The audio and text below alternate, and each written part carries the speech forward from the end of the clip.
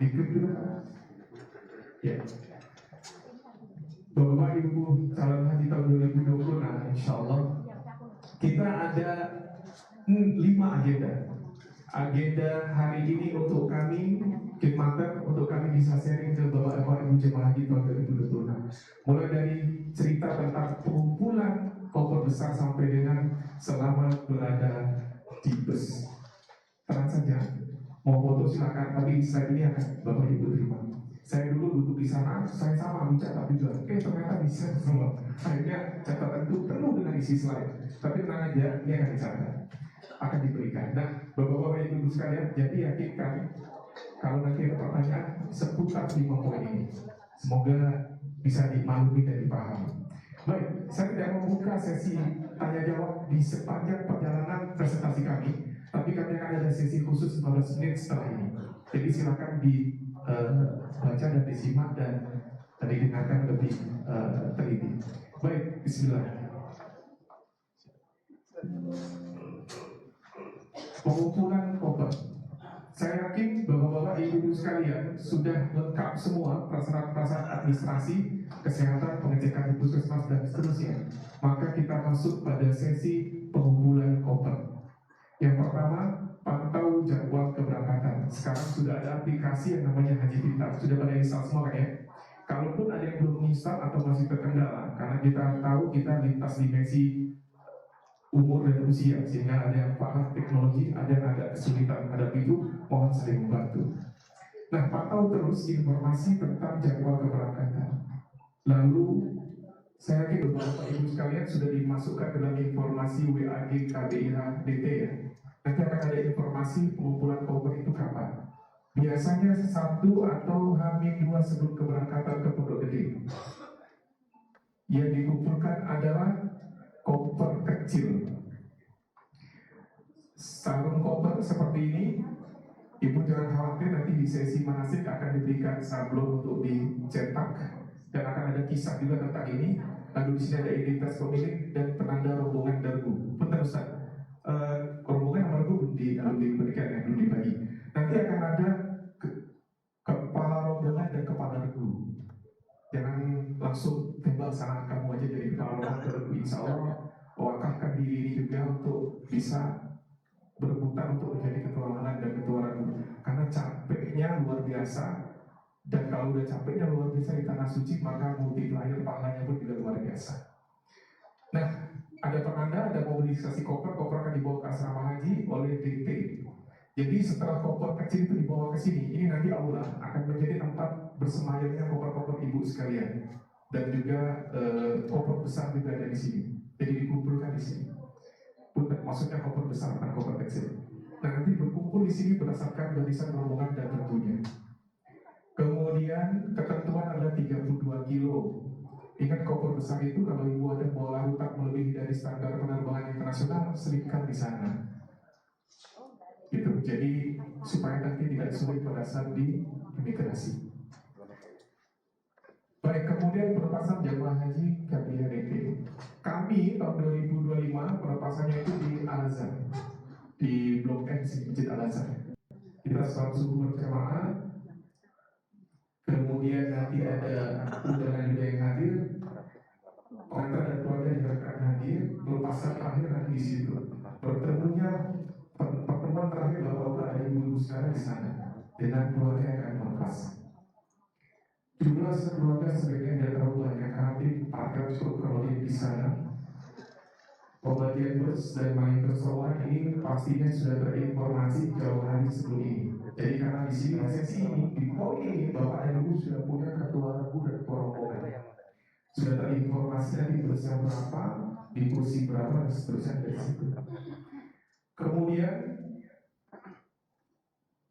dokumen masuk rasa ke SMA nanti pada saat di dalam bus menuju ke Pondok Gede akan diberikan dokumen ada BPIH, ada SMA, dan juga mungkin beberapa dokumen lain. Dan kita menggunakan seragam kompak, ibu-ibu sekalian. Jadi di sana itu memang kita kekompakan itu nomor 1. Tidak ada individualis masing-masing yang menyebabkan jamaah itu terpecah-pecah. Nah, acara pelaksanaan seperti suatu seremoni yang berpaksaan nanti ada dari ustadz-ustadz dari GT, pejabat-pejabat dari GT akan lepas. Kami pun insya Allah akan hadir membantu suksesi pelaksanaan pelepasan. Dan di situ juga nanti kami akan berpisah sama Bapak Ibu sekalian. Jadi gimana untuk bersama sampai dengan titik pelepasan. Mungkin ada sebagian dari tim manajemen GT yang akan hadir juga di Pondok Gede.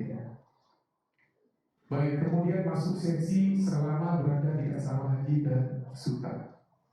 Bapak Ibu sekalian, kita di perjalanan itu kan membuat transporter kecil. Pada subuh kemudian sesi pelepasan DT kita jalan naik bus dikawal polisi ya Pak saya Pak ya. Dikawal polisi kita datang insya Allah lebih awal. Rumusnya kalau nggak salah ya Pak, kalau kita masuknya pagi insya Allah kita nggak bermalam di Pondok Gede. Kalau kita datangnya pagi, jadi pada Isya itu baru berangkat ke Tanah Suci. Tapi kalau masuknya malam kemudian kita bermalam. Jadi di tas koper kecil adalah barang-barang untuk penggantian baju. Kalaupun Bapak nanti gelombang kedua, berarti pakaian ihram sudah di dalam koper kecil.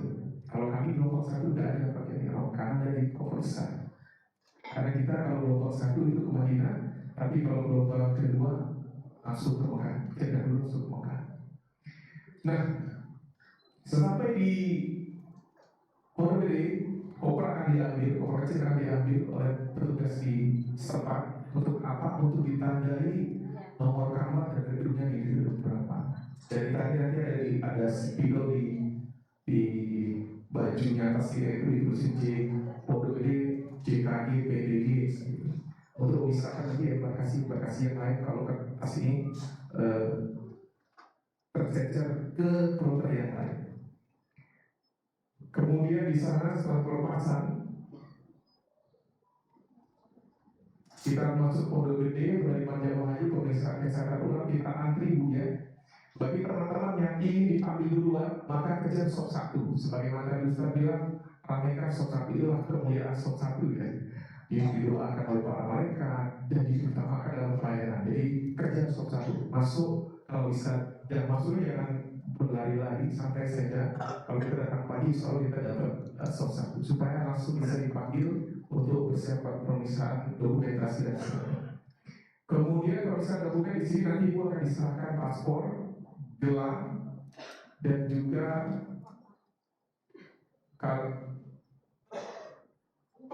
gelang, paspor, dan juga uang saku.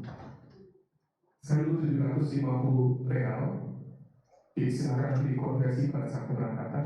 Plus karena saya karu juga dapat ada uang untuk karu.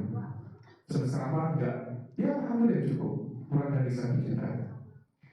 Kemudian kita setelah dapat semua dokumen itu diantarkan ada shuttle di dalam internal Pondok Gede itu ada shuttle, kita akan masuk ke gedung dan kamar masing-masing. Sudah disediakan juga makanan buffet ya, untuk makan siang dan makan sore atau sampai setelah kita menunggu di sana. Nah, setelah kita makan istirahat menunggu, kita nanti ada kalau kita masuk lagi kita sholat zuhur dan ada sedikit tausiah tentang haji dan motivasi. Jadi di selama penantian itu silakan bercengkrama dengan teman-teman antar rombongan, antar pergu yang mungkin belum kenal, karena nanti pada saat di sana mungkin batas antara pergu dan rombongan itu kayak satu keluarga besar. Sampai saat kita masih menunggu, sering selalu melihat WhatsApp dulu ya Bapak-Bapak Ibu sekalian. Nanti juga akan terinfo, karena biasanya satu kloter yang datang ke Pondok Gede itu nanti yang satu rombongan akan berangkat. Karena satu pesawat itu bisa diisi oleh beberapa KBH. Jadi Ibu akan menemui beberapa KBH yang lain yang akan mungkin satu pesawat dengan kita. Jadi nggak satu pesawat itu DT semua. Kalau dulu kemarin tahun 2025 kita hampir 2/4 isi pesawat kita semua DT semua, karena waktu itu perpaduan DT Tangsel sama Cipaku cukup banyak. Nah, setelah dipantau kemudian ada panggilan lalu kita datang mengantri masuk ke pengecekan pemberangkatan ke bandara sesuai manifest. Oke, jadi nanti di sini Bapak Ibu akan melewati pengecekan imigrasi supaya nanti di Suta Ibu nggak ada pengecekan yang signifikan oleh imigrasi lokal. Dan imigrasi Saudi nanti akan ada di Soekarno-Hatta di waktu 2025. Sehingga nanti pada saat landing di Tanah Suci sudah nggak ada lagi urusan imigrasi. Jadi oleh pemerintah Saudi sudah dilakukan semuanya di Soekarno Hatta. Jadi kita bisa melenggang pulang langsung menuju ke hotel masing-masing.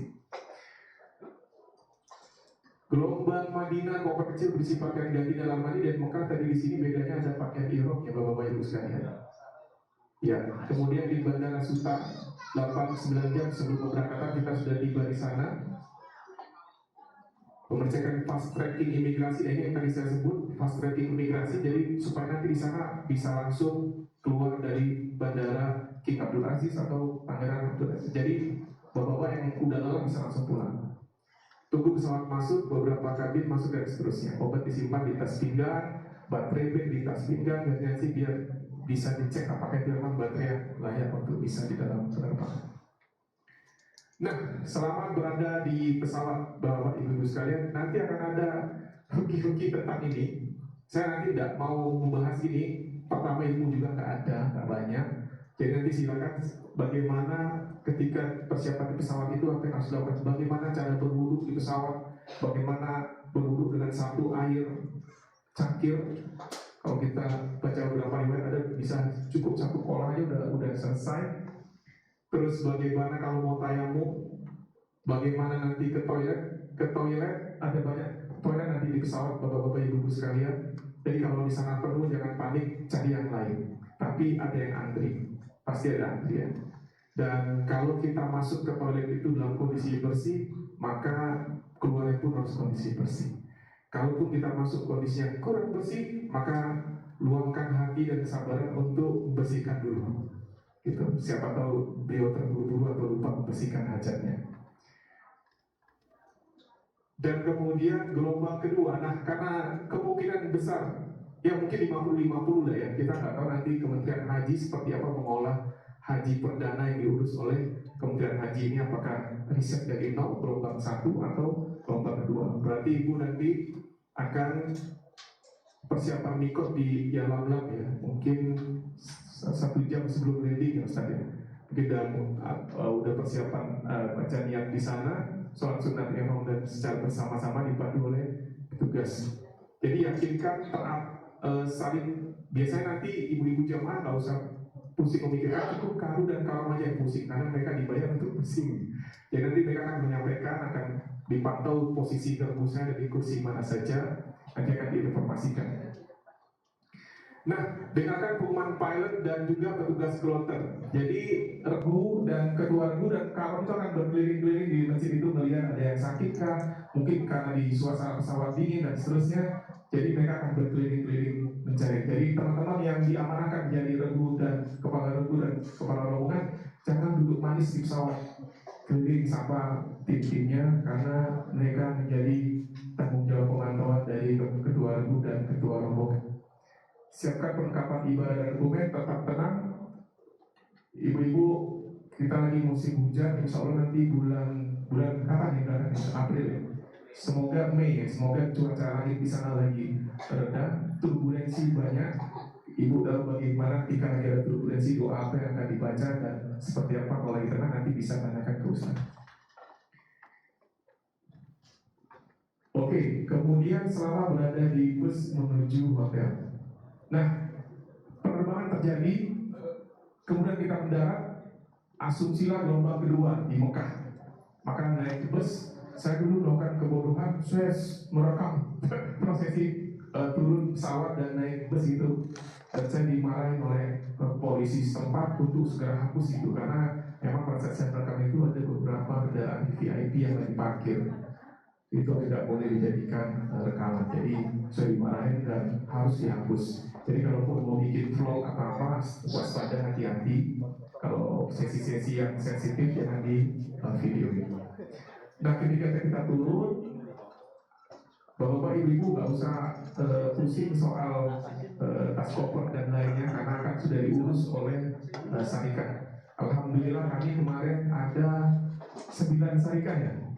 Luar biasa, mungkin bisa baca beritanya, luar biasa. Nah bapak-bapak ibu alhamdulillah sekarang 2 Sarika, Al-Bait sama Rakim. Dan kalau nggak salah Jakarta Al-Bait ya. Dan itu 2 ini adalah Sarika yang biasa menghandle Haji Plus. Semoga lebih baik dari yang kami kemarin. Amin.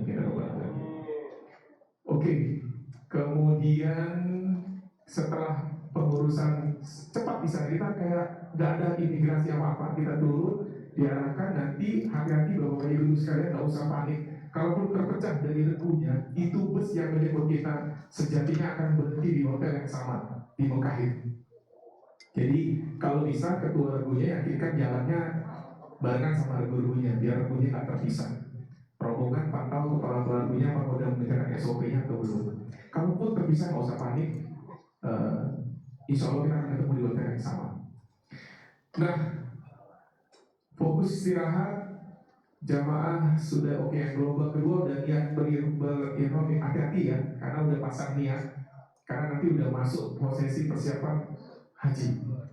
Bukan apa kalau semoga bisa tarwiyah juga sekalian. Jadi ada 3 kan, RFC, Rofas, Fusuko, dan Rijal. Jadi jangan dilakukan hal-hal tersebut karena jamnya cukup mahal.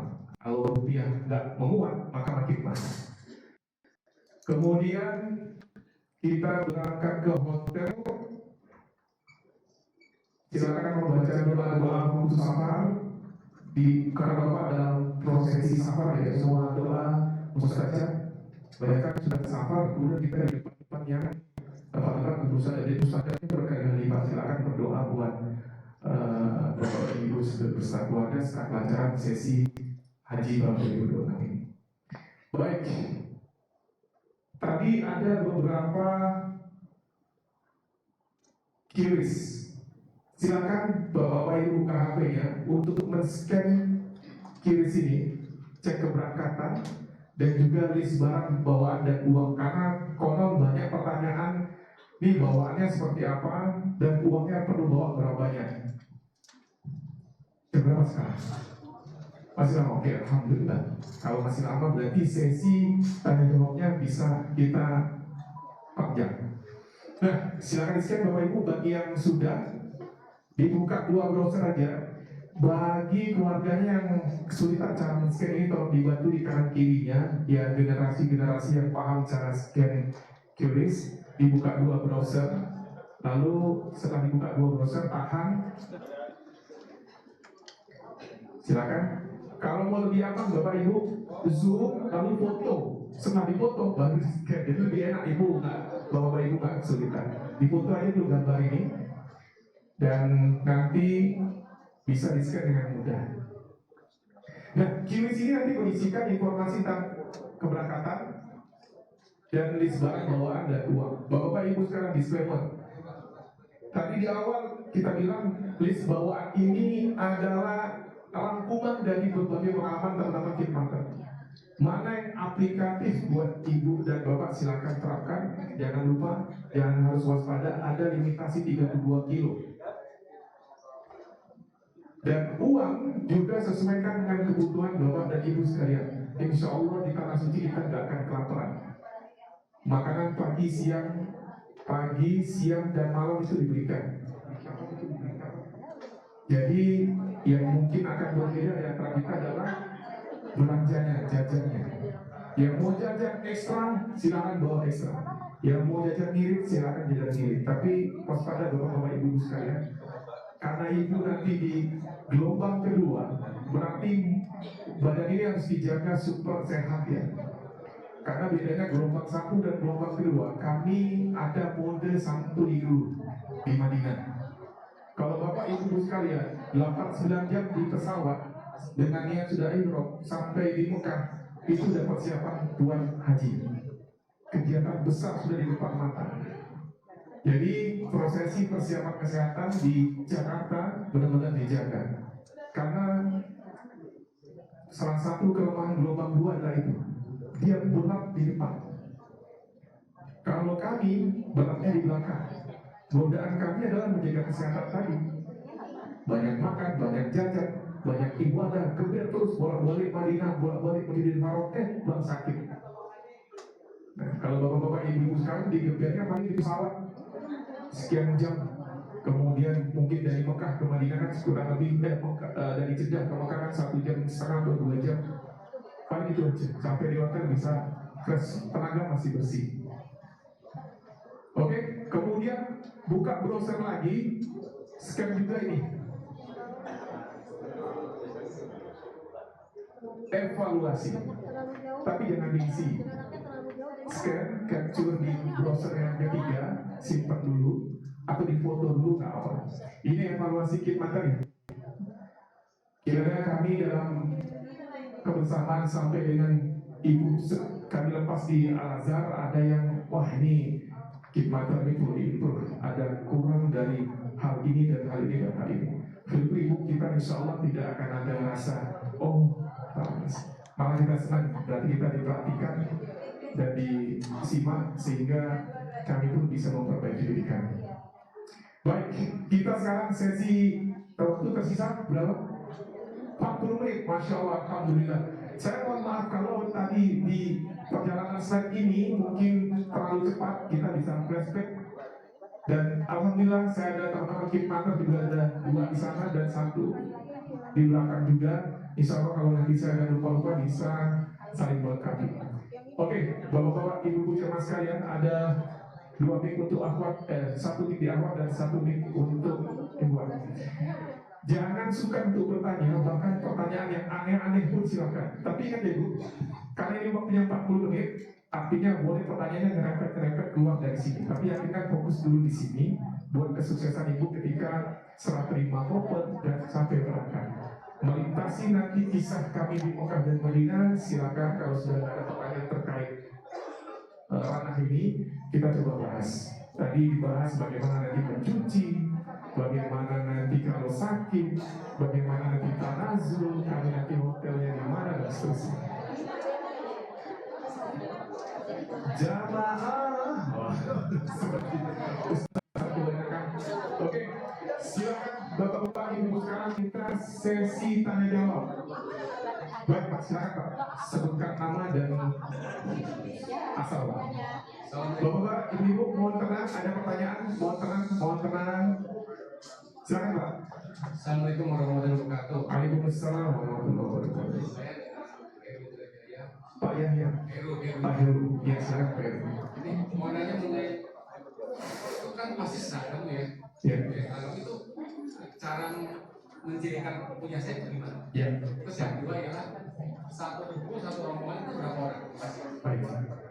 Baik, saya mulai dari 1 regu, 1 rombongan berapa orang? 1 regu itu isinya bisa 10 sampai 12 orang. Tergantung nanti kebijakan DP saat itu mau disetting 1 regu itu berapa. 1 rombongan berisi 4 regu. Tapi di kami ada satu kondisi di mana 1 rombongan itu bisa memimpin lebih dari 4 regu, paling 6 regu. Saya ulangi, 1 regu bisa sampai 10 dengan 12 orang. Idealnya sih 10. Oke, dan 1 rombongan bisa sampai dengan 4 regu. Jadi total kurang lebih 48 per 1 rombongan. Dan jangan khawatir, nanti regu dan rombongan itu ada WA tersendiri. Jadi kami selalu terupdate. Bagaimana mencirikan tas koper? Seperti tadi diinformasikan ada foto bahwa setiap koper itu nanti akan dikasih sarung oleh pemerintah ya. Dikasih sarung yang ada logo Garuda, Saudi Airlines dan seterusnya. Which is sarung itu sama. Nah setiap KBH, entah itu DT, entah itu Fulan, KBH, Fulansi dan segala macam itu akan menunjukkan ciri-ciri khusus.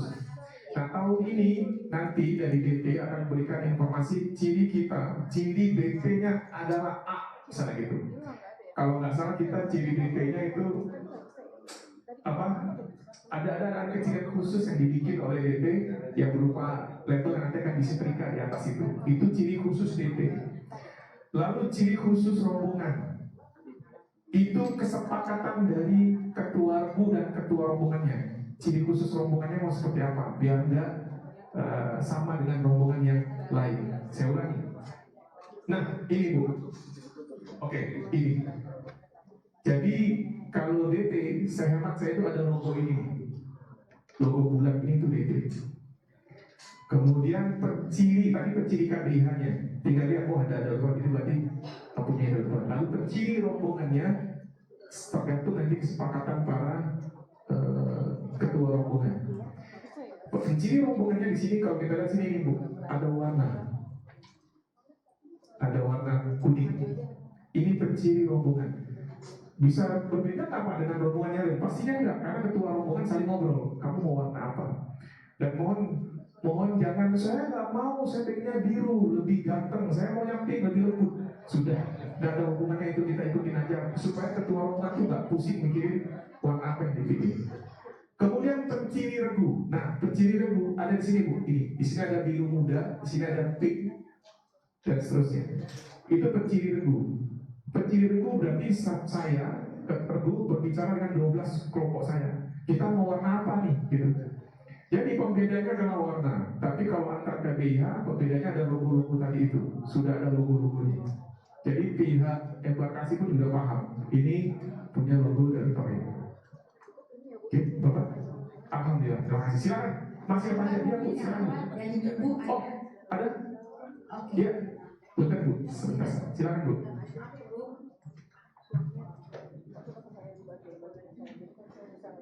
Assalamualaikum warahmatullahi wabarakatuh. Waalaikumsalam. Ya Ustaz, saya dan kakak saya itu kan menderita diabetes ya. Kita bawa suntik insulin. Apakah itu diperkenankan? Ya, untuk yang pertama. Terus yang kedua, apakah diperkenankan membawa alat terapi seperti getaran, karena itu akan membantu untuk pemeliharaan kesehatan di sana. Itu saja Ustaz. Baik. Terima kasih. Jawaban untuk pertanyaan Ibu itu nanti akan ada di Pondok Gede. Jadi ketika kita sudah masuk ke Pondok Gede, tas koper udah disortir, kita udah dapat gelang dan segala macam. Ba'da zuhur kita akan dipanggil oleh ketua kloter beserta tim. Kita diperkenalkan kloter kita ini nanti itu jajarannya siapa aja. Ada ketua, wakil ketua, ada juga bagian infrastruktur, bagian kesehatan dan seterusnya. Nah, beberapa concern terkait kursi roda, tongkat, alat kesehatan, obat dan segala macam di momen itulah nanti jamaah bersinergi dan berkoordinasi dengan pihak tim medis dari kloter kita. Nanti akan ada, mereka itu punya privilege Bu. Jadi khusus kalau dia udah masuk dalam bagisnya teman-teman kesehatan, insya Allah lancar. Jadi minta koordinasi dengan mereka. Saya nanti kursi roda saya nanti gimana cara bawanya, nanti dikasih arahan dan panduan dari sana. Oh harus begini, nanti teknik, dan mereka pun juga akan membantu. Bahkan yang tidak punya kursi roda dan segala macam, sehemat kami 2025 pemerintah sudah menyediakan kursi roda asal terinformasi jauh-jauh hari ya Bu. Maaf Ustaz, berarti tidak diletakkan di koper besar ya? Berarti harus terpisah supaya khusus gitu untuk alat-alat kesehatan. Karena itu kan perlu treatment khusus. Khawatir kalau dia di sana, entah ya ibu tahu lah bagaimana nanti tas koper itu diperlakukan. Di bawah khusus saja karena di situ kan ada tanda merah ya yang perlu perhatian oleh pihak imigrasi dan pihak Saudi. Mungkin Pak Rogi ada pesan tentang ini? Mungkin Pak sisi kali ya Pak ya, ketika dari sisi dari sana maka boleh teknisi nanti informasikan seperti itu aja. Ya. Artinya tetap tadi Pak Firman bilang bahwa semuanya pasti akan disisi dulu, diasisi dulu oleh pihak kesehatan di asrama haji. Betul, di Pondok Gede. Jika itu memungkinkan itu gampang. Ya. Boleh Pak ya. Artinya, tapi benar Bu, kalau dimasukin koper gede kan susah beliau nunjukin ke tim keamanan, jadi dibawa. Nanti lihat panduan dari beliau. Semakin early, semakin awal ibu memberitahukan KBIH DT, insya Allah komunikasi itu sudah nyampe jauh sebelum ibu Pondok Gede. Jadi DT sudah ada antisipasi apa yang harus dilakukan. Kalau memang ada hal-hal yang perlu disiapkan jauh-jauh hari sebelum masuk Pondok Gede lebih baik. Baik, terima kasih Bu. Saya jangan dipanggil Ustaz, Firman aja. Rasanya berat, saya nggak enak sama guru-guru di sini. Ustaz sekolah Pak. Silakan, ada lagi. Oke, nanti ke sana Pak. Pak Tutu di sini. Saya mau minta saran atau menanyakan tentang kualitas koper. Apakah kita boleh memberikan untuk pengamanan supaya menjaga dari risiko pecah atau apa gitu? Karena saya pernah mendengar katanya kopernya kan dibanding-banding atau gimana, dan itu ada risikonya. Misalnya ditambahin apa sih belt atau apa gitu, sarannya supaya untuk keamanan kita. Ya, terima kasih Bu. Baik, untuk memperkuat memperkuat tas koper termasuk juga tas lempang kita dipersilahkan, selama tidak merubah bentuk fisik si koper itu. Mengganti itu nggak boleh, mengganti dari merek dari pemerintah apa diganti merek Ture itu nggak boleh. Seperti apa ibu mau perkuat tas koper saya nggak tahu seperti apa. Tapi kalau tas lempang itu di Pondok Gede itu akan banyak jasa-jasa memperkuat tas lempang, di double jack, dikeluarin pakunya dipaku ulang, karena tas lempang itu nanti satu-satunya bawaan bapak ibu selain dari tas yang diberikan oleh Ketua. Kalau bisa sedikit tambah mungkin Ibu sampaikan, biasanya di koper besar kecil itu harganya sekarang ada juga bisa beli di online itu buatan itu supaya dia ada kapasitasnya, kan kadang-kadang itu kan diperbesar ya. Nah itu nanti ada, ibu bisa cari online. Nanti kalau kita sempat nanti kita beri contohnya nanti kalau banyak kejadian itu yang patah, rodanya juga patah. Dan kalau dulu alhamdulillah di jamaah KBIH yang lain dan juga beberapa teman-teman ada yang bawa backup roda. Tapi dia memperkuat dan membawa alat-alat itu lagi mengurangi jatah berat ibu. Jadi harapan saya sih semoga ini informasi mungkin teman-teman itu bisa sampaikan ke pemerintah. Jadi nanti itu siapin rodanya, siapin tangkainya, kalau ada patah bisa langsung diperbaiki. Kebetulan kami di kloter kami kemarin ada wali santri jamaah yang bisa semi bisa teknis mengganti, dia punya keahlian bisa masang-masang dan memperbaiki tas. Kita ada jamaah kita yang alhamdulillah kami diberikan beliau hadir bisa membantu benerin itu semua. Silakan Pak, ada mungkin di sini dulu Pak Roni. Dari beliau udah, ya. Silakan Pak, kita waktu masih panjang alhamdulillah.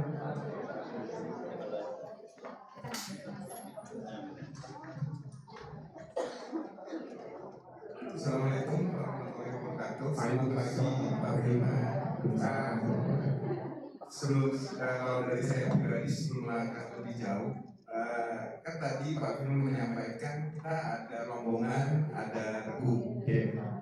Yang ingin saya tanyakan adalah jika kita di Saul berangkat dari kebetulan dari Jakarta adalah dari DT Cimaku dan DT Tangsel, betul ya, dan mungkin juga ada DT dari Bandung. Apakah DT ini akan satu rombongan? Itu yang pertama. Dan yang kedua adalah terkait regu. Dan kalau tadi Pak Firman sampaikan bisa jadi minimal satu regu adalah 10 sampai 12 orang. Teknis pembagian regu itu gimana sih? Dia sedikit pengen tahu aja. Kayak misalnya kan banyak dari peserta ini adalah suami istri. Misalnya apakah misalnya 12 orang misalnya ya, satu regu berarti ada 12 suami istri, misalnya 6 pasang. Itu yang kedua. Yang terakhir adalah mungkin pengalaman Pak Firman di tahun lalu pada saat menaikkan ibadah haji bisa kami bisa dikasih tips and tricksnya biar kita tuh di rombongan atau di regu tuh bisa selalu saling menjaga, saling bahkan kalau bisa solid. Padahal kan kita tahu sendiri di sana kan rewardnya seperti apa. Terima kasih Pak Firman. Wassalamualaikum warahmatullahi wabarakatuh. Waalaikumsalam warahmatullahi wabarakatuh. Pertanyaan pertama, apakah di Tangsel dan Cipaku dan Bandung akan jalan bareng atau seperti apa? Nanti lebih dekat nanti dari GD. Saya ingat kami di 2025 3 grup ini jalannya beda-beda, pesawatnya pun juga beda-beda. Jadi apakah mereka akan satu pesawat? Kemungkinan besar kalau kami enggak, kami bisa. Karena yang Bandung dapat kloter keberapa, kami kloter keberapa. Jadi seperti apa ketemu nanti semua di Mekah semua nanti pada saat itu ketemu di situ. Terus kedua, 10-12 orang itu kombinasi 12 pasangan atau orang, pastinya orang. Kalau kita bagi 2, maka ada 6 pasangan di situ. Bagaimana cara memilihnya?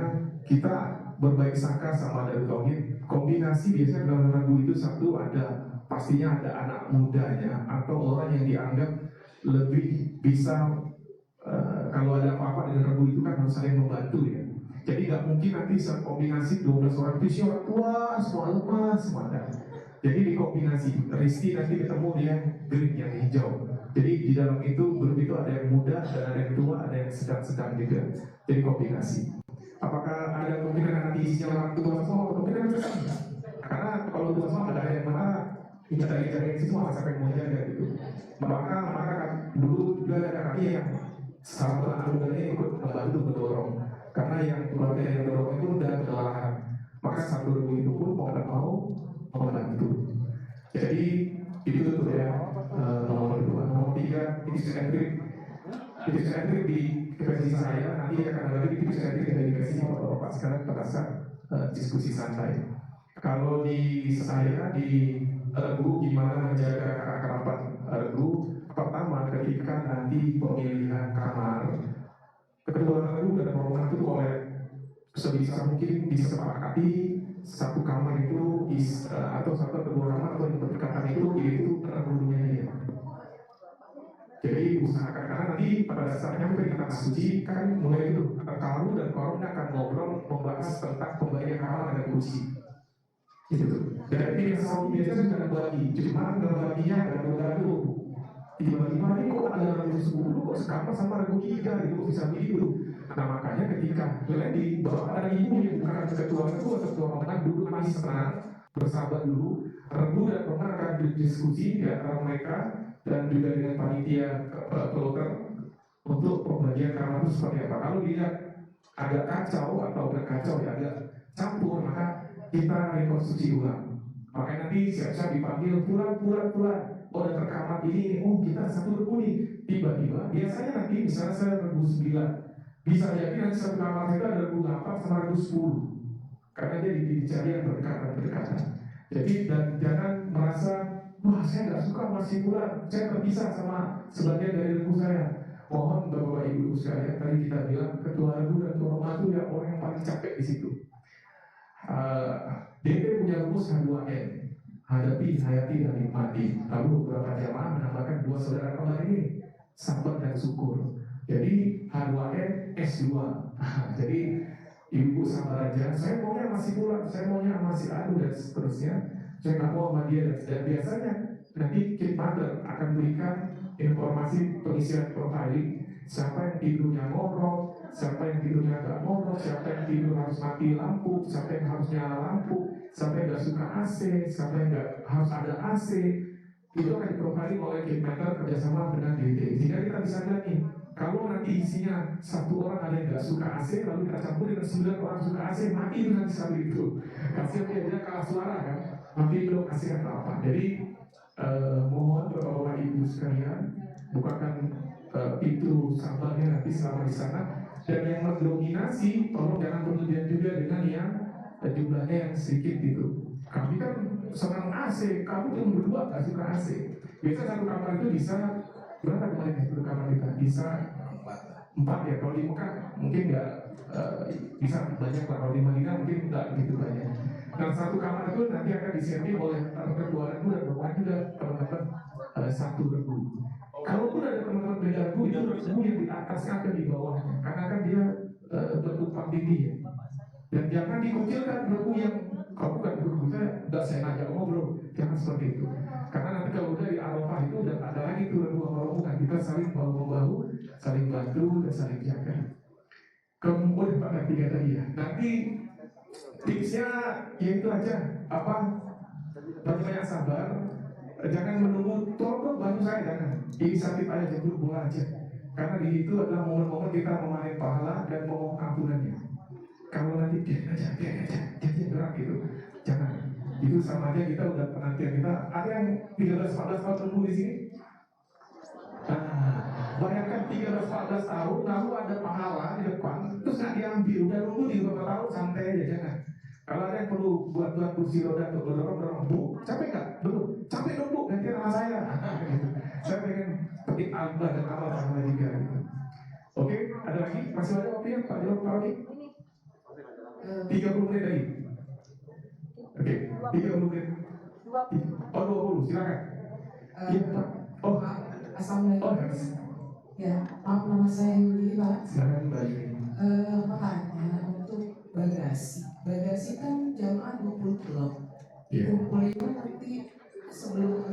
mungkin di gimana di JT ya, JT ya, itu gimana kalau ada kelebihan bagasi, kalau misalnya over apakah bayar atau gimana, bayarnya di mana?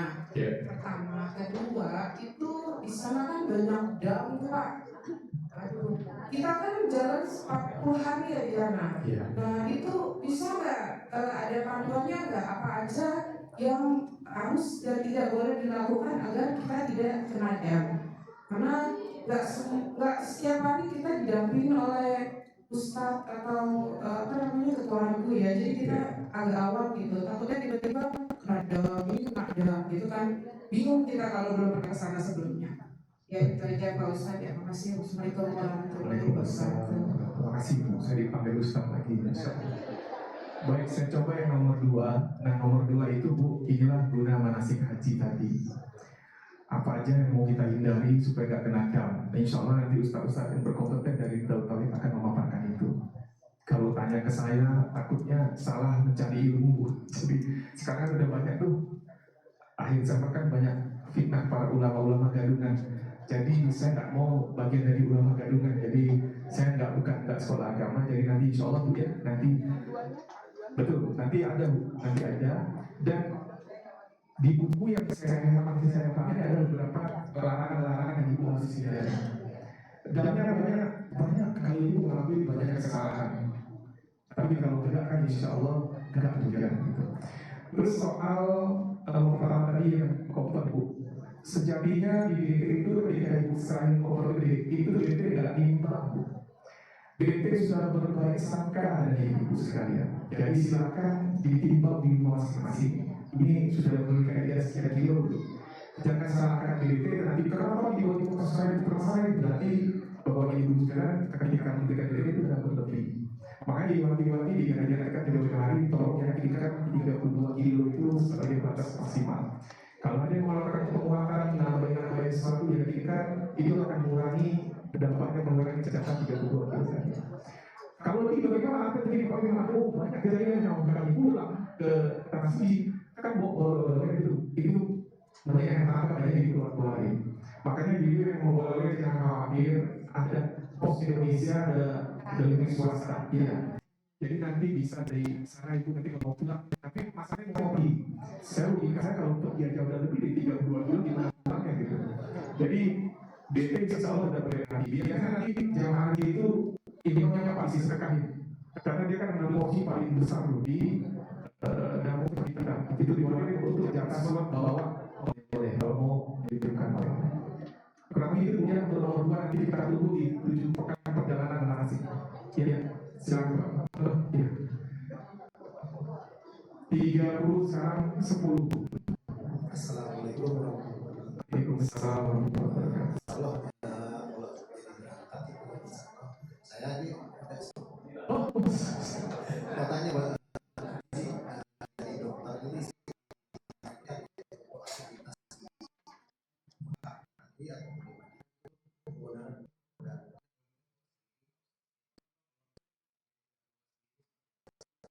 ya, Waalaikumsalam.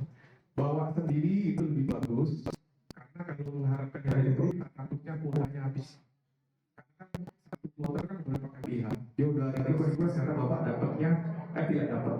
Kalau udah dapat karena pokoknya kurang baik. Jadi kalau bisa bawa sendiri, kalau bisa bawa sendiri. Semua alat kesehatan terkait dengan kuota bawa sendiri. Lalu dilaporkan ke DT dan pada saat kontrol DT dilaporkan kembali. Gimana prosedur bawahnya dan gimana supaya ini aman ketika handling bagasi oleh pihak penerbangan maskapai. Seperti itu Pak. Jadi kalau boleh saran bawa sendiri aja. Itu menjadi Pak mengurangi beban saudara-saudara kita yang mungkin yang sanggup beli kursi roda, biarkan dia menggunakan yang disediakan oleh pemerintah. Ya, tadi satu lagi Pak. Oke. Oh ya Pak. Assalamualaikum. Oh, Ustaz lagi saya dipanggil Ustaz. Doa Pak. Amin. Ya, yang mau saya tanyakan itu kalau tadi kan kita kalau bawa uang ya, kita bawa uang kalau sedikit nanti kurang, kalau kebanyakan nanti bagaimana. Seandainya kalau dalam keadaan udah di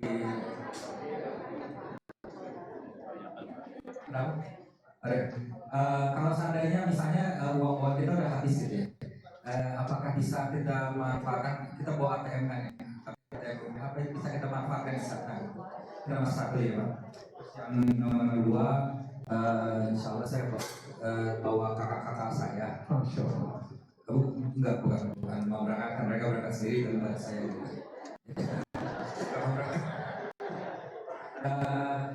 Ini kita ada 4 orang nih. Mungkin kan apakah bisa gitu kita, misalkan kita mungkin bisa kan biar kita gampang saling mengawasi itu. Saya lagi sendiri, mereka promote dari satu kamar. Tapi ini beda KBH Pak? Beda KBH atau kelompok? Ini sebelah. Oh oke. Baik. Apakah bisa komunikasi? Terus yang selain tadi mau dikasih tahu katanya cara nyuci setrika di tapi ada yang nanya ya. Baik. Pertanyaan pertama soal duit ya Pak. Tadi ada ciri tentang uang. Disclaimer, uang itu mau ada beberapa kategori yang mau ngirim, mau sederhana, atau mau agak royal. Lalu soal duit, saya pribadi membawa uang real dari Indonesia itu yang bakal dikasih oleh pemerintah sama yang saya bawa. Waktu itu nanti DT itu menyediakan bank syariah Indonesia di sana untuk menukarkan real.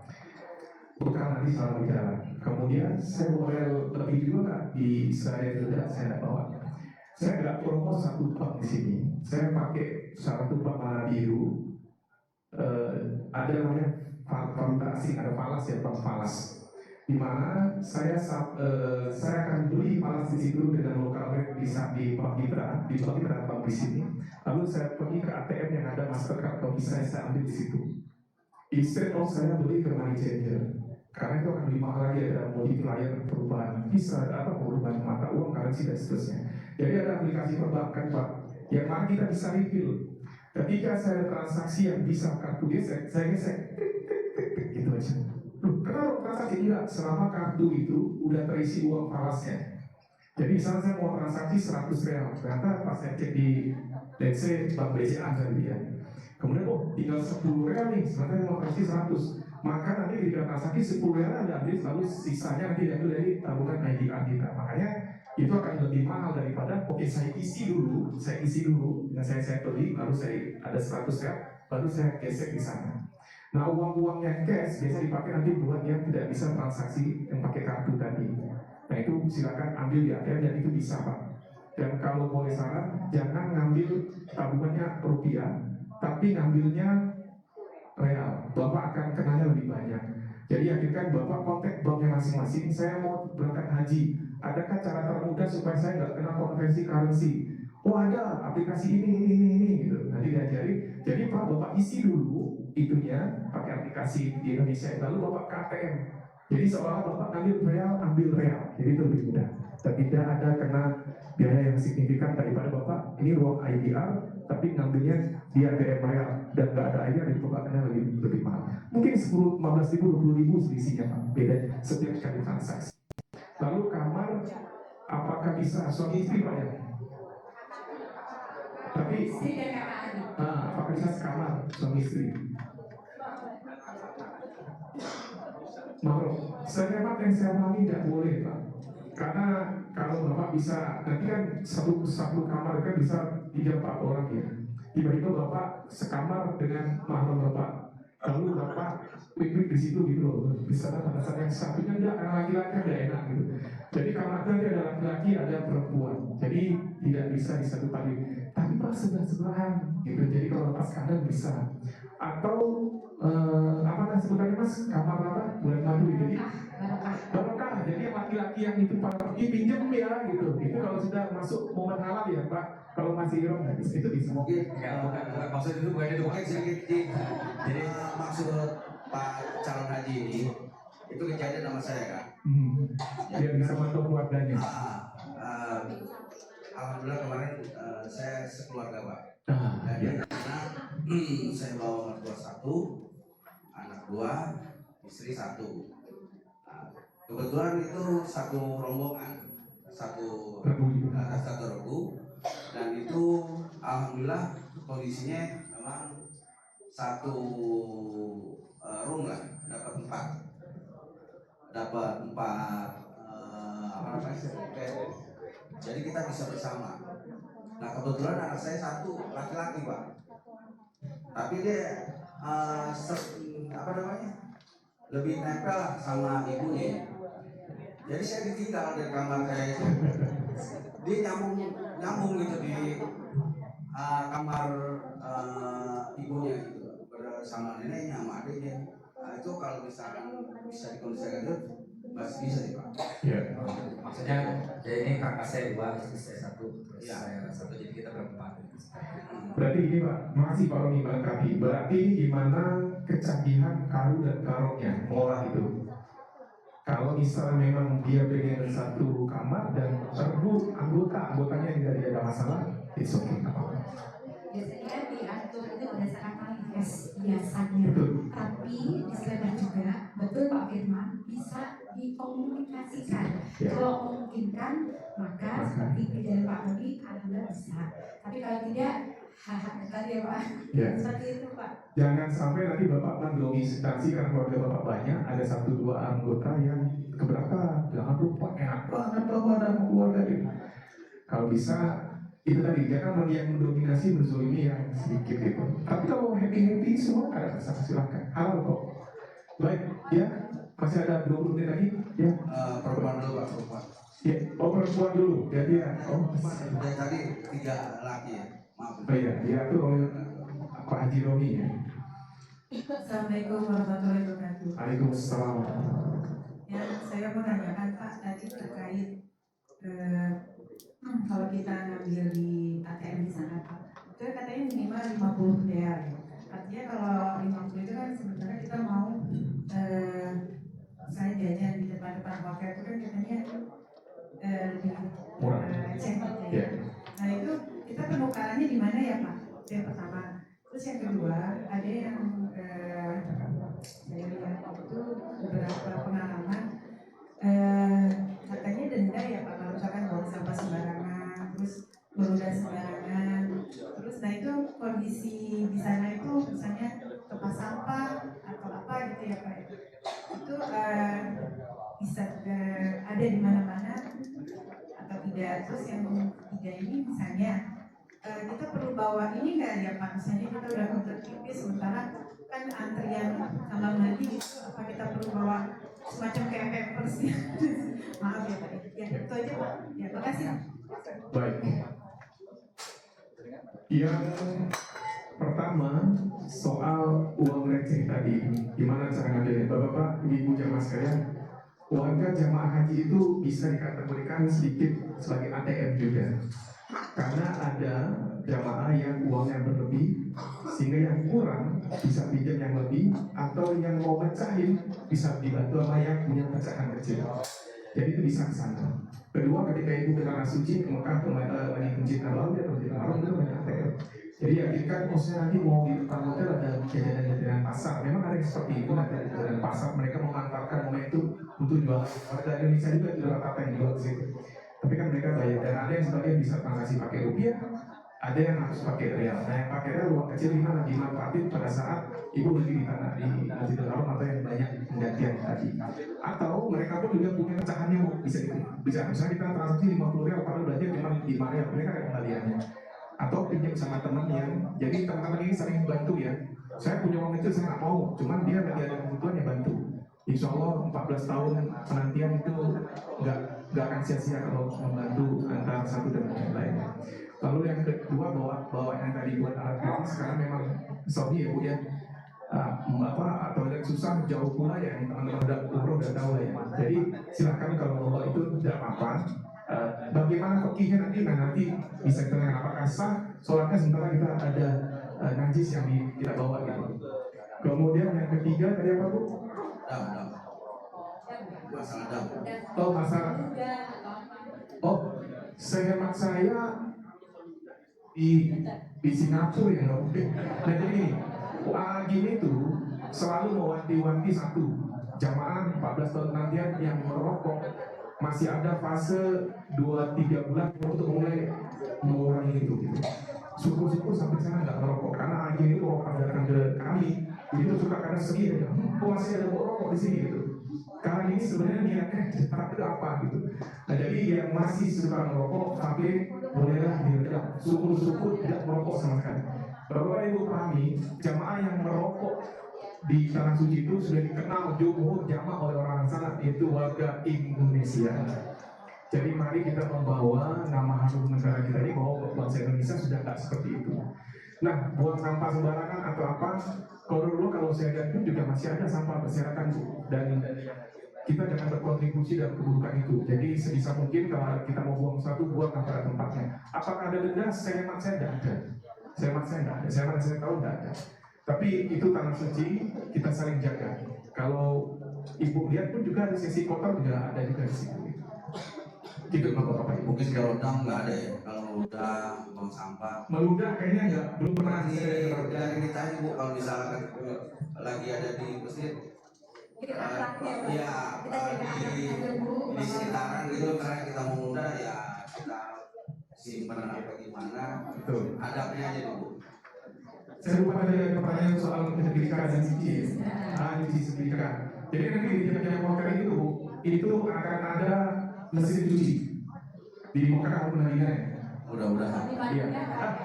Madinah tidak ada. Ya, jadi gini. Madinah nanti bikin Pak Haji, kita kan Madinah Nabi, Hayati dari mana? Semisal apa yang kita informasikan, oh ada di sana, ternyata loh kok nggak ada ya, atau oh rusak ya, lah jangan apa namanya berkecil hati lah. Segala sesuatu ini namanya kita sebagai manusia diberikan ilmu, teman semua. Kalau cuma nyuci apa segala macam gampang lah itu Pak. Kita bisa lagi apa namanya jemuran di sana. Kalau kita dulu ada kasus ya Pak, kita bawa ember Pak. Ember itu ember lipat. Nah satu jamaah bawa ember semua. Nah setelah mau pulang itu ember sama tinggal ember. Ya,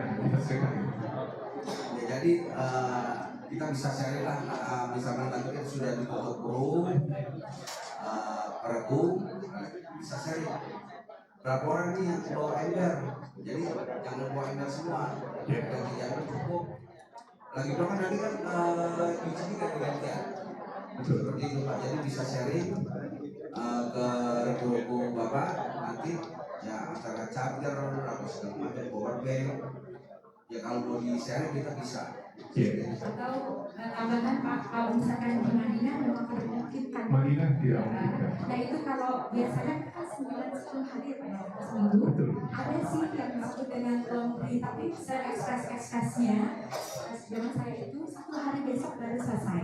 Jadi kalau memang tidak memungkinkan kita dengan berbagai alasan sosial, boleh saja kita cari, dan itu kalimatnya banyak Bapak. Jadi seperti itu. Jadi pilihannya bisa cuci sendiri seperti Pak Romi tadi Bapak Firman bilang, bisa melalui jasa daripada laundry. Kalau toh nanti di Madinah, ibu-ibu saya rasa maaf ya, itu ada nggak ada sarana yang mendukung, bisa aja cuci, saya yakin banget. Artinya sambil contoh sambil begini bisa kayak gitu. Insya Allah di situ mungkin semoga dari jazanya kali ya Pak ya. Seperti itu aja. Berarti sederhananya Bapak Ibu sekalian, di Madinah itu tidak ada mesin cuci dan tidak ada tempat jemur. Di Mekah itu ada. Di Mekah ada. Artinya apa? Di Madinah itu ibu bapak harus berkreasi. Kalau mau mencuci, memanfaatkan kamar mandi yang kecil itu gimana cara mencuci? Lalu memanfaatkan jendela sebagai jemuran. Walaupun kita pernah dari berdua ya, itu coba siapa tuh pasang apa gitu jemuran alat-alat pengaman gitu kan? Kalau saya jangan lupa. Ya. Atau pakai laundry. Jangan pakai ibu. Tim teman-teman laundry itu suka datang ke hotel. Laundry karena orang Indonesia juga ada yang mau tim laundry, jadi dia ngambil jasa pengambilan dan pengantaran gitu. Jadi siapkan uang lebih untuk itu. Baik, silakan. Ada lagi? Iya Pak. Oh, yang Pak nanti. Silakan Pak. Bismillahirrahmanirrahim. Assalamualaikum warahmatullahi wabarakatuh. Terima kasih Pak Haji Firman dan Pak Haji Romi untuk paparannya. Yang saya ingin tanyakan adalah ini kami melihat ada perlengkapan Ar-Musnah Pak Haji Firman, ada 3 kain ikram gitu ya. Nah mungkin pengen tahu sharingnya dengan Pak Rizman dan Pak Jiromi. Karena ini kan puncak haji ya. Di sana kita ada sangat mobile, 6 hari itu kan mobile segala macam. Kalau lihat di listnya Pak Haji Firman itu kita bawa koper kecil dan tas kecil ya kan. Itu seperti apa nanti karena kita berpindah-pindah efisiensinya kayak gimana. Lalu juga tadi katanya di Arafah itu sudah tidak ada regu dan rombongan. Nah mekanisme di sana itu seperti apa gitu untuk menghindari nanti kita produk dan mungkin stressful karena panas dan lain-lain. Nah mungkin tips dan tips dan sharingnya seperti apa nanti pada saat puncak haji. Terima kasih Pak Firman. Assalamualaikum warahmatullahi wabarakatuh. Waalaikumsalam warahmatullahi wabarakatuh. Saya koreksi Pak, mungkin saya salah. Tetap ada regu dan rombongan. Cuman sudah membawa karena kita satu tenda besar. Jadi kalau misalnya kita terlambat meletakkan kasur tempat kita duduk, yaudah kita berpindah ke sana. Jadi maksud saya itu tidak ada rombongan itu ketika Bapak terpaksa harus dapat kasurnya di sana karena fulan ini lebih dekat dengan ini. Karena kamu satu regu sama saya. Ya, tapi yang terlambat orang udah karena waktu memang pada saat pemetaan kasur itu harusnya kan tertib ya. Kalau dulu mungkin ya jamaah udah lelah dan panas juga di Eropa, jadi ketika momen-momen itu sudah kayak batasan regu dan rombongan itu udah ada. Yang ada itu batasan jamaah kita satu DT gitu. Tapi tetap itu ada Pak. Pada saat nanti kita keluar dari Arafah menuju ke Musdalifah itu ada satu regu lagi Pak, satu regu gitu. Untuk supaya memantau anggotanya gimana. Kita buat 3 ihram seperti apa nanti tidak musnah ini melewati dari pembahasan ini. Tapi intinya adalah bahwa Bapak mulai mensimulasikan di sepanjang manasik ini kita akan bicara tentang al-musnah. Dari rentetan kebersamaan Ibu dengan para ustadz dan para ahli ilmu yang di sini bisa kira-kira gambaran saya nanti akan membawa apa selama di al-musnah. Kami dulu Pak itu diniatkan dapat tenda buat mabit di Mina. Kami ada musibah di situ, musibah ujian kesabaran yang luar biasa ya, Pak Romi ya. Kita membawa ransel untuk minat di mabit di selama 3 hari di Mina. Kalau nggak jadi. Jadi bayangkan Bu, kami bawa tas ransel segede gaban itu pulang balik ke hotel karena kita tanazul ya, hotel kami dekat dengan perbatasan Mina. Disitulah momen-momen titik kritis jamaah-jamaah kami itu banyak yang super lelah di situ. Nah, jadi apa yang akan dibawa? Kita tunggu aja nanti Pak ya, punten saya nggak mau melewati karena ini terlalu jauh ke al-musnah. Yang jelas kita pasti bawa ihram sebanyak yang dari Bapak sebutin. Ada 3 buat atasan. Yang bawah mungkin akan jarang diganti ya, atau mungkin yang bawah mungkin suara ganti. Jadi yang paling akan kita ekstra kotor itu nanti pada saat di Musdalifah. Itu kan kita kan berserat nanti di situ, bersusun tidur, menikmati langitnya Allah, dan di situ nanti momen-momen kita akan berkotor-kotor di situ. Di situ juga ada toilet dan kamar mandi. Nah, pada saat di Mina yang paketan barang kita itu, di situ kan kita kalau mau ngambil apa awal apa saya tinggal bapak-bapak ibu sekalian tadi lihat di kabel itu tinggal ikan-ikan saja. Saya ini karakter orang yang nggak suka bajunya lusuh ya, perlu banyak pengganti dan seterusnya. Nah, maka dari itu silakan bapak ibu lihat tadi lisan di sana, kombinasikan sesuai dengan kebutuhan masing-masing. Setiap orang karakternya beda. Saya mungkin pakai baju nggak dicuci 3-4 hari nggak ada masalah. Yang lain mungkin saya nggak masalah, baunya nggak enak, silakan. Seperti itu. Tapi nanti Pak, di sepanjang nanti kita masih ada 5-6 pertemuan lagi. Nanti bisa tersusun Bapak. Kira-kira bagusnya saya isinya apa aja. Lalu yang ketiga dari Bapak, udah 2 aja. Oke, seperti itu. Siapa merintahnya Pak? Boleh. Ada satu lagi terakhir. Ya, terima kasih Pak Firman atas sesinya. Mungkin saya usul aja Pak Firman nanti di slide ditambahkan perlengkapan yang didapat dari kementerian atau dari DBT dan yang belum yang kita akan beli. Saya khawatir itu nanti bisa ditambahkan karena informasi juga kita kan nanti akan dapat kain ikram dan batik dari bank. Nah itu mungkin kalau berdasarkan pengalaman dari Pak Firman itu dapatnya kapan ya? Karena batik itu kan harus dijahit dulu, itu butuh waktu kan. Terus selanjutnya tadi saya cek ID keberangkatan, itu keberangkatan informasinya masih general, masih berangkat tahun 2026. Nah kalau spesifiknya tanggal berapa berangkatnya itu kita dapat kapan ya? Karena kita juga ingin menyusun mengatur jadwal cuti sama kira-kira itu seperti itu Pak Firman. Siap. saya langsung yang terakhir, keberangkatan nanti dari DT Pak. H-7 itu insya Allah udah dapat gambaran.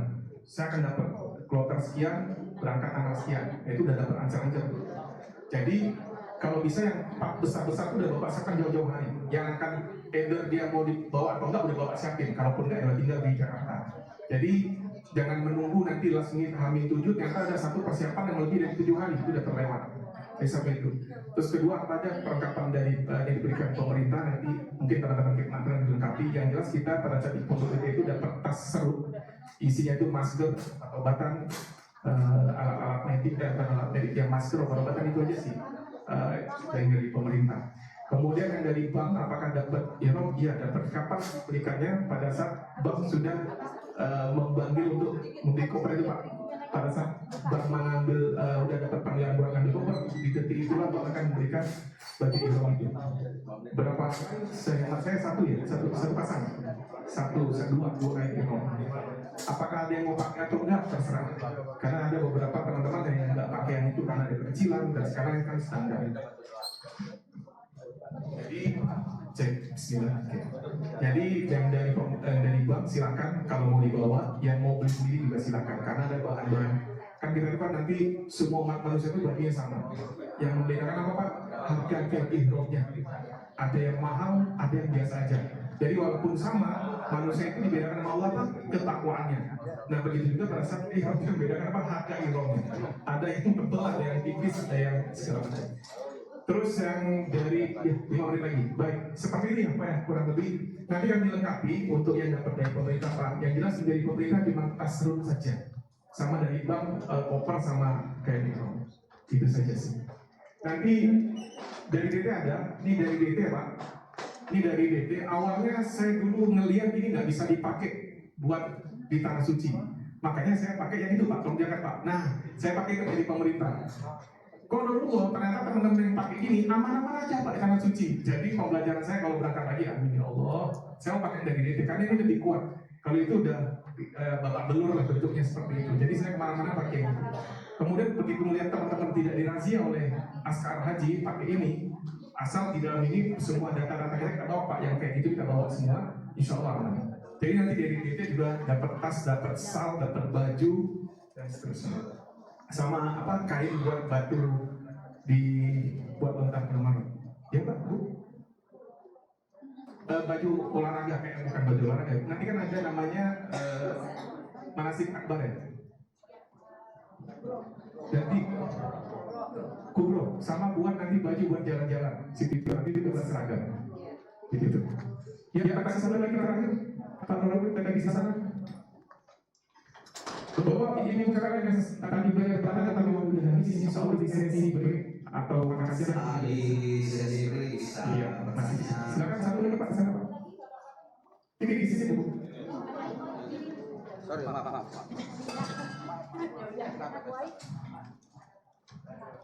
Mohon maaf ini kalau Bapak lagi kita sedikit lagi. Kan saya mau penasaran ini Pak, kan mungkin pembelajaran dari Bapak ya. Kalau kira-kira berkomunikasi dengan masyarakat Berkomunikasi dengan masyarakat Pak, yang karena kan pengalaman ya, ini mungkin banyak situasi yang mungkin ini banyak sekali. Terus kira-kira kalau-kalaunya itu terus gimana ya tadi model apa namanya tata karo lainnya atau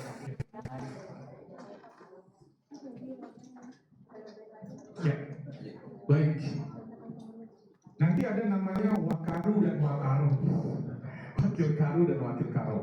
Kebetulan Bapak beruntung sekali saya punya wakaru, saya punya wakil kepala guru. Yang lain kagak ada wakarunya, tapi saya yakin mereka ketika ngobrol antara guru selalu ada rantai komando Pak. Kalau ini sakit, ada kesibukan atau apa, siapa yang menggantikan orang nomor 2. Silakan nanti dirembukkan di internal punya masing-masing. Kalau saya sudah langsung to the fakto ya, karena waktu itu ada keterbatasan, akhirnya dilantiklah wakaru. Saya udah ngomong juga Pak Erik, saya ada wakaru yang resmi, saya bilang ini wakaru saya. Kalau yang lain ada wakarunya tapi tidak expose. Seperti apa penentuan makanan nanti silakan diobrolin. Insya Allah semua orang memahami keuzuran kepala guru untuk kepala rombongan. Jadi akan ada second man yang acting untuk menjaga itu. Lalu kedua untuk berkomunikasi dengan syarikat. Di tiap-tiap hotel di Mekah dan Madinah itu ada pihak kloter dan ada juga perwakilan syarikat yang standby di situ dengan segala kemampuan batasan bahasa Arab dan bahasa Inggrisnya. Kalau dia bisa bahasa Inggris, Bapak beruntung bisa ngobrol dengan bahasa Inggris. Kalau dia bisanya cuma bahasa Arab, ada manajemen tim kloter kita yang suka keliling-keliling ke tiap hotel. Kalau kita DT terbagi beberapa hotel, maka dia akan datang tuh. Kamu ada butuh apa dari sejatinya yang boleh berkomunikasi dengan syarikat itu adalah pemerintah Indonesia atau pihak kloter, bukan kamu atau anggota haji. Tapi kalau berkomunikasi apa? Kita banyak jamaah kami yang berkomunikasi karena bisa bahasa Arab, dia ngobrol dengan teman-teman di syarikat yang standby di hotel-hotel tersebut. Itu sih Pak. Baik Bapak-bapak, Ibu jamaah haji sekalian, waktu telah habis kebersamaan kita untuk sesi kali ini sampai di sini. Jangan khawatir untuk pertanyaan yang belum ditanyakan, kami akan ada sesi namanya ngobrol santai pada saat makan siang atau break. Kami pamit undur diri, mohon maaf atas segala kekurangan yang ada, kepada Allah kami mohon ampun. Assalamualaikum warahmatullahi wabarakatuh.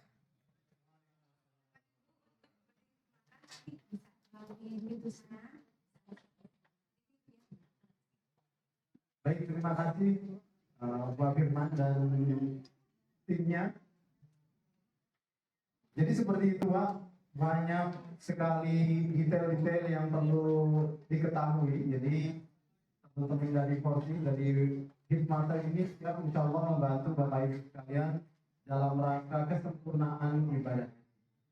Setelah ini sampai pukul 9.50 akan break, coffee break.